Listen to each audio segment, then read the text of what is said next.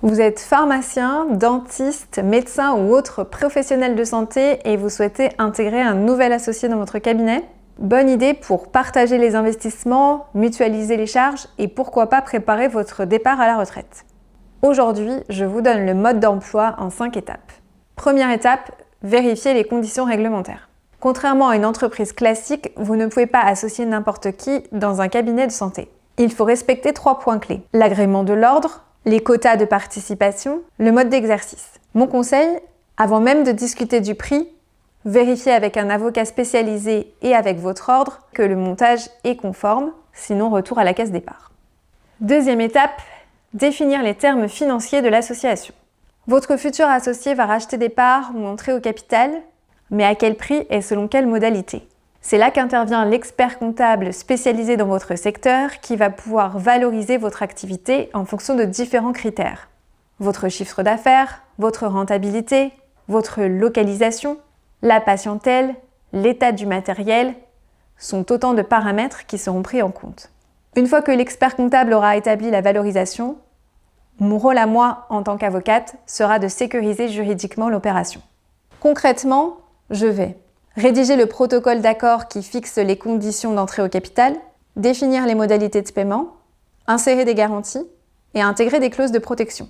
Un prix juste et un cadre juridique solide sont garants d'une association sereine. Mon conseil, travailler avec un binôme expert comptable et avocat dès le départ. L'un valorise, l'autre sécurise. Les deux sont indispensables. Troisième étape, choisir la bonne structure juridique. Il existe plusieurs structures pour exercer à plusieurs dans la santé, notamment la CELARL ou la CELAS. Dans ce cas, vous exercez dans la société. Chaque associé est salarié ou représentant légal. La société civile de moyens, la SCM. Dans cette hypothèse, vous mutualisez juste les moyens.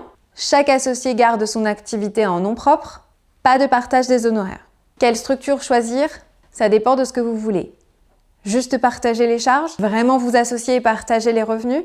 Mettre en place une SPFPL au-dessus en fonction du montage? Mon conseil?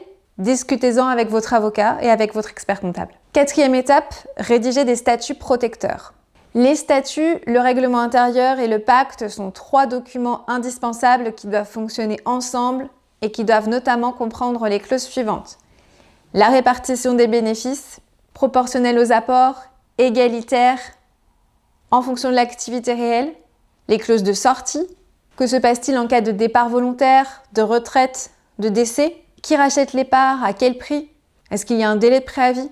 Et la clause de non-concurrence. Votre associé ne doit pas pouvoir partir et ouvrir un cabinet à 500 mètres. Définissez une zone géographique et une durée. Mon conseil, ne prenez jamais des statuts types sur Internet. Faites-les rédiger sur mesure. Chaque cabinet est unique. Ne négligez pas le pacte d'associés, qui peut faire peur mais se révèle très utile.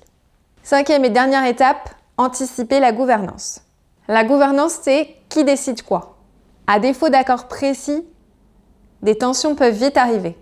Il faut distinguer la gestion courante et les décisions stratégiques. Tout ça doit être écrit et défini précisément dans les statuts et dans le pacte de manière claire. Mon conseil, prévoyez aussi un mode de résolution des conflits.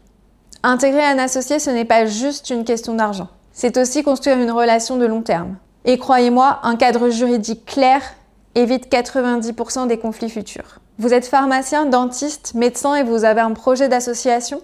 Je suis Justine Langer, avocate spécialisée en transmission de cabinets médicaux et pharmacie d'officine.